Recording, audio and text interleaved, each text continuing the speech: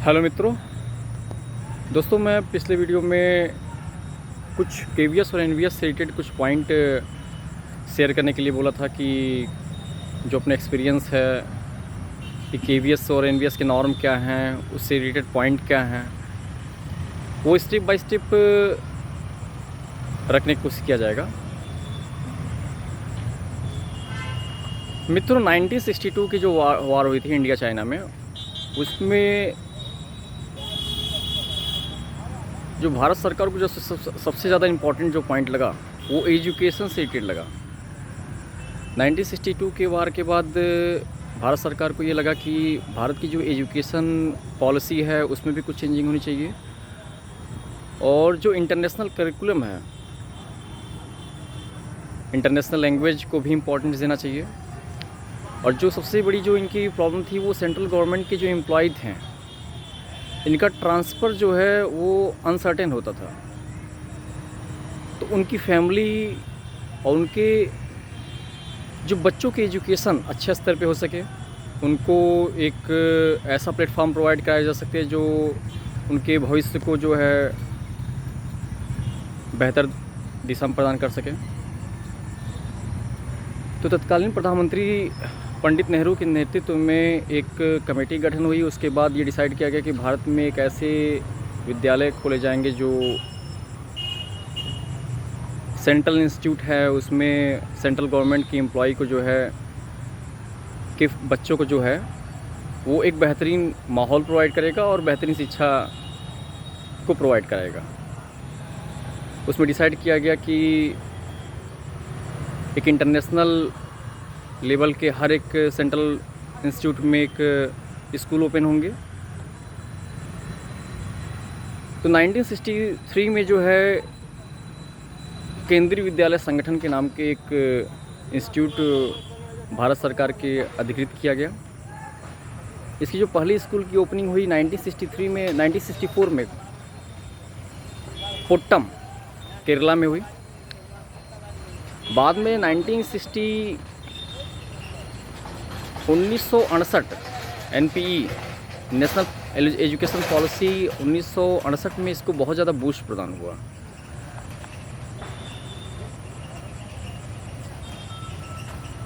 इस इंस्टीट्यूट के स्टेबल के पीछे जो मेन कारण ये थे कि जो सेंट्रल गवर्नमेंट की एम्प्लॉय हैं, चाहे महारत्न कंपनियां हुआ, चाहे रेलवे एम्प्लॉय, चाहे वो रक्षा मंत्रालय, चाहे वो केंद्रीय रिजर्व फोर्स या फिर नवरत्न कंपनियां जो हैं, उनमें जो एम्प्लॉय वर्क कर रहे हैं उनके ट्रांसफ़र होने के नाते उनके बच्चों का भविष्य जो है उसमें एजुकेशन प्रॉब्लम ना हो। जो मूलभूत जो इनका उद्देश्य ये था कि जो एम्प्लॉय हैं उनके बच्चों का जो ट्रांसफ़र का उनके पढ़ाई में डिस्टर्बेंस ना हो। तो इसको ध्यान में रखते हुए केंद्रीय विद्यालय की स्थापना की गई।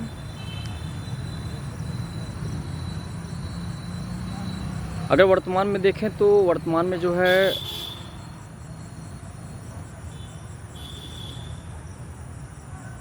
$1254 केंद्रीय विद्यालय हैं इसमें पूरे भारत में, जिसमें 3 जो है अदर कंट्री में भी हैं। अगर इसके कुछ इम्पोर्टेंट पॉइंट देखें तो केंद्रीय विद्यालय के जो सबसे फंडामेंटल जो पॉइंट हैं और फंडामेंटल इसका जो एम है वो ये है, अगर किसी सेंट्रल एम्प्लॉय का ट्रांसफ़र एक प्लेस से दूसरे प्लेस में हो रहा है तो केंद्रीय विद्यालय में पढ़ने वाले उनके बच्चों मिड सेशन में भी अगर वो ट्रांसफ़र लेते हैं तो उसमें किसी भी टाइप का कोई डिस्टर्बेंस नहीं होता है। ईज़िली उनकी टीसी अवेलेबल होती है और वो जहाँ भी अगर पोस्टेड होते हैं तो उनको उसी सेशन में वहाँ से कंटिन्यू जो है उनकी एजुकेशन को प्रोवाइड किया जाता है। अगर मित्रों इसमें कुछ और पॉइंट देखें तो इसमें जो रिजर्वेशन की पॉलिसी है वो इंडिया गवर्नमेंट के नॉर्म के अकॉर्डिंग ही है। इसमें 27% जो है ओबीसी एनसीएल है और 15% जो है शेड्यूल कास्ट के लिए है और 7.5% एसटी कैटेगरी के लिए कैटेगराइज किया गया है। जेंडर बेसिस पे इसमें किसी भी टाइप का कोई भी रिजर्वेशन नहीं है। हालांकि इसमें ये बताया गया है कि एटलीस्ट 2 to 3 गर्ल जो है हर एक क्लास में होने चाहिए।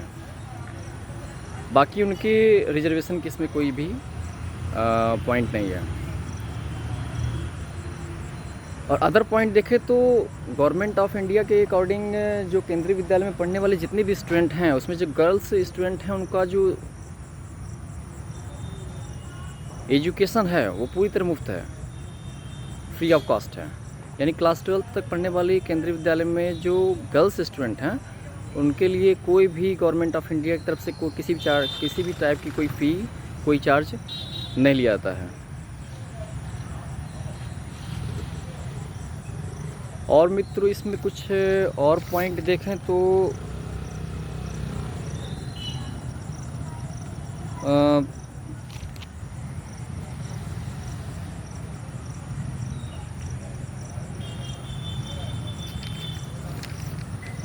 इसके विपरीत मित्रों अगर देखें तो नवोदय विद्यालय संगठन भी भारत सरकार के अधिकृत है।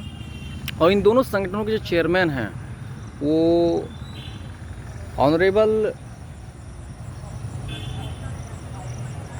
एजुकेशन मिनिस्टर जिसमें हैं। ये दोनों जो संगठन है, नवोदय विद्यालय संगठन और केंद्रीय विद्यालय संगठन, दोनों के चेयरमैन जो हैं वो भारत सरकार के शिक्षा मंत्री ही होते हैं। अगर प्रेजेंट टाइम में देखें तो KVS का जो हेड ऑफिस है वो न्यू दिल्ली में है और नवोदय विद्यालय का जो है ये 8 रीजन में बटे हुए हैं। हर एक रीजन का अलग अलग है, लेकिन मेन जो हेड ऑफिस है उसका नोएडा न्यू दिल्ली में है, नोएडा में है। अगर नवोदय विद्यालय के बारे में बात करते हैं तो नवोदय विद्यालय जो है तत्कालीन प्रधानमंत्री राजीव गांधी, मित्रों ये भारत का बहुत बड़ा सौभाग्य है कि भारत की डेमोक्रेसी के कारण या फिर किसी भी कारण भारत को बहुत ही अच्छे लेवल के प्राइम मिनिस्टर मिले हैं। जो भी प्राइम मिनिस्टर हुए हैं वो उन्होंने देश के हित में बहुत अच्छा काम किया है, चाहे वो राजीव गांधी हो, चाहे इंदिरा गांधी, चाहे नेहरू जी, चाहे वो लाल बहादुर, चाहे वो करंट में जो प्राइम मिनिस्टर हैं प्राइम मिनिस्टर मोदी या अटल जी। तो मित्रों अगर देखें तो नवोदय विद्यालय संगठन भी भारत सरकार के अधिकृत एक बहुत ही इम्पॉर्टेंट पार्ट है शिक्षा के अंडर में। और इसके अगर कुछ पॉइंट फोकस करें तो नवोदय विद्यालय संगठन का जो मेन एम है वो ये है कि इन्हेंस द रूरल टैलेंट। यानी कि राजीव गांधी ने ये रियलाइज़ किया कि भारत में ऐसे बहुत से टैलेंट हैं जो दबे रह जाते हैं, जिनको ये प्लेटफॉर्म प्रोवाइड नहीं हो पाता है कि वो अपने टैलेंट को कहाँ एक्सपोज करें। तो उन्होंने इस चीज़ को रियलाइज़ करके 1986 के जो NPE है, नेशनल पॉलिसी ऑफ एजुकेशन है, तो उसमें इन्होंने इस पॉइंट को रखा कि भारत में एक ऐसा भी स्कूल का संगठन होना चाहिए जो कि रूरल बैकग्राउंड के स्टूडेंट जो टैलेंटेड हैं उनको आगे बढ़ाने का काम करें। तो पंडित नेहरू के नाम पे जवाहर नवोदय विद्यालय की स्थापना जो है वहीं से स्टार्ट हुई 1986 में। अगर आप नवोदय विद्यालय संगठन के कुछ इंपॉर्टेंट पॉइंट पर फोकस करेंगे तो नवोदय विद्यालय संगठन में जो जेंडर बेसिस पे रिजर्वेशन है वो 33% है। उसमें जो गर्ल्स के लिए जो रिजर्वेशन है वो 33% है और ये पूरी तरह से रेजिडेंशियल है और पूरी तरीके से फ्री ऑफ कॉस्ट है। इसमें पूरी तरह जो भी फंडिंग होती है वो गवर्नमेंट ऑफ इंडिया की तरफ से की जाती है। और जो नवोदय विद्यालय का करिकुलम है ये भी इंटरनेशनल लेवल का है और 6 to 12 है। इसमें प्राइमरी लेवल या फिर 1 to 5 की इसमें कोई भी एजुकेशन नहीं प्रोवाइड की जाती है। अगर इसके कुछ पॉइंट पे अगर फोकस करें तो नवोदय विद्यालय संगठन जो है ये बाईलिंगुअल को फोकस करता है। इसमें इंग्लिश और रीजनल लैंग्वेज को इंग्लिश और हिंदी लैंग्वेज को इसमें प्रेफरेंस दी जाती है, जबकि केंद्रीय विद्यालय में आपका ट्राई लैंग्वेज यानी कि इंग्लिश, हिंदी और रीजनल लैंग्वेज को भी सेम रिस्पेक्ट की जाती है। यही कारण है कि तमिलनाडु, अंडमान निकोबार और लक्षद्वीप जैसे जो टेरिटरी है या फिर तमिलनाडु स्टेट में इसमें जो है नवोदय विद्यालय नहीं है, क्योंकि नवोदय विद्यालय संगठन हिंदी को भी उतनी ही इम्पोर्टेंस देता है जितना कि ये इंग्लिश को देता है। बट तमिलनाडु में पूरी तरह हिंदी बैन है, इसलिए इस नवोदय विद्यालय संगठन को वहाँ पे अलाउ नहीं किया गया है। ये भी इंटरव्यू का एक क्वेश्चन है, किस स्टेट में जो है नवोदय विद्यालय संगठन नहीं है? तो यूटी में आपका लक्षद्वीप और अंडमान निकोबार और आपका स्टेट में तमिलनाडु। रीज़न क्या है कि वहाँ पे रीजनल लैंग्वेज और इंग्लिश को ज़्यादा प्रेफरेंस दी जाती है। अगर NVS के कुछ पॉइंट को मित्रों शेयर करें तो नवोदय विद्यालय संगठन आपका एजुकेशन फील्ड में भारत का जो है ये एक तरीके से माइलस्टोन को काम कर रहा है। और अगर आप इसमें देखें तो प्रेजेंट टाइम में अगर मैं इसमें डेटा देख रहा था तो मोर देन 4,500 स्टूडेंट अकेले केवल NBS से JEE एडवांस क्वालिफाई किए हैं और more than 10,000 student qualify for government medical college. और भी इसमें कुछ पॉइंट देखें हैं मित्रों तो नवोदय विद्यालय संगठन में 75% जो स्टूडेंट लिए जाते हैं वो रूरल बैकग्राउंड के होते हैं और only 25% student from urban region जो भी इसमें सेलेक्टेड होते हैं उसमें ये रिजर्वेशन ये भी वहाँ पे इम्पॉर्टेंट है कि 33% तो गर्ल्स के रिजर्वेशन है ही, लेकिन उसमें भी जो है 75% जो स्टूडेंट आते हैं वो रूरल बैकग्राउंड से आते हैं उसमें, क्योंकि इसका जो ऑब्जेक्टिव है वो ये है रूरल टैलेंट को इन्हेंस करना। और मित्रों अगर इसमें कुछ पॉइंट डिस्कस करें तो प्रेजेंट टाइम में भारत में जो है 662 जो है नवोदय विद्यालय संगठन पूरे देश में इसमें है जो वर्किंग स्टेट में है और कई स्टेट में भी जो है बन रहे हैं। और मित्रों कई ऐसे पॉइंट्स हैं जो शेयर करना है, बट अब नेक्स्ट वीडियो में देखते हैं कि कुछ अपने एक्सपीरियंस हैं, जैसे कि हमसे क्या क्वेश्चन पूछे गए हैं और उस इंटरव्यू में क्या मेरे एक्सपीरियंस रहे हैं। जैसे कि इंटरव्यू में जो पूछा गया कि what is full form of POCSO एक है पोक्सो, और NCPCR क्या है और ये इम्प्लीमेंट कब हुआ और इसके क्या क्या क्राइटेरिया हैं, तो जो बेसिक हैं वो आपसे शेयर करेंगे।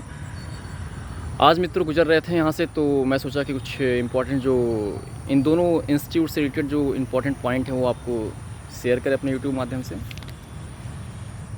नेक्स्ट वीडियो देखते हैं मित्रों। Thank you for watching. Thank you.